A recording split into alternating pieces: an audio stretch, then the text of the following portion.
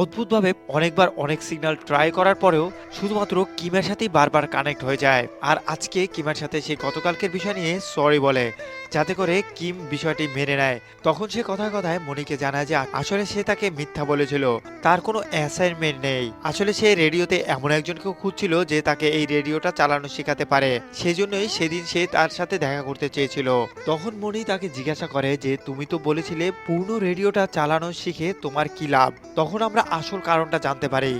Kim মূলত কলেজের একটা মেয়েকে খুব পছন্দ করে, আর সেই মেয়েটা রেডিও চালানো শিখতে চায়, এই জন্যই আসলে এত কিছু। আর এইসব নিয়ে মনির খুব ইন্টারেস্ট বেড়ে যায়, তাই মনি পুরো গল্পটা শুনতে চায়। প্রথমে কিম বলতে চায় না, কিন্তু মনি তাকে অনেক ফোর্স করে, যার কারণে সে গল্পটা বলতে রাজি হয়ে যায় এবং সে এই গল্পটা বলতে শুরু করে। মুভি এক্সপ্লেন বাংলা চ্যানেলের নতুন একটি গল্পে তোমাদের সবাইকে স্বাগতম। আমার বলা গল্পগুলো যদি তোমাদের কাছে ভালো লেগে থাকে তাহলে অবশ্যই এটি সাবস্ক্রাইব করে যাবে, আর কমেন্ট করে জানিয়ে দাও যে এই গল্পটি তোমাদের কাছে কেমন লেগেছে। তো কথা না বাড়িয়ে শুরু করছি আজকের ঘটনা।